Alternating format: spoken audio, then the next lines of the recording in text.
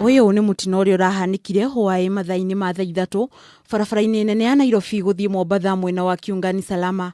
Mutino uria urakuruhanirie rori ithatu na ngari ya mundu kiumbe na gucoka gucungiriria kuhia kwa ngari icio.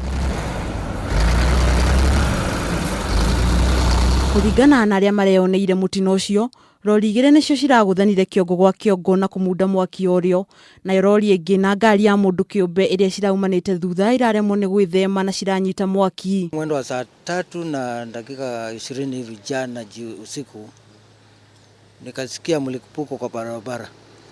Alafu kutoka nje tukaona moto kubwa. Alafu kufika tukakuta ngari zimegongana kama lori 3 na ngari ndogo. Kulikuwa na moto kubwa ambayo hawezi kupoeka.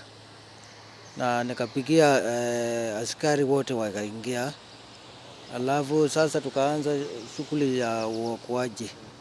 Ndereba wa rori umwe arakuire hau na aria mararĩ ngari-inĩ icio ingĩ marahonoka gĩkuũ ciarĩra. Ĩndĩ na nguraro njũru cia mwaki na gũteng'erio thibitari-ini nene ya Makueni na Sultan Hamud, ta ũrĩa mũnene wa borithi mwena ũcio Joseph Olenepeian aratarĩria. A total of 4 motor vehicles. This is 3 trailers and 1 private vehicle were burnt. As a result, those occupants who were inside, we managed to arrive at the scene,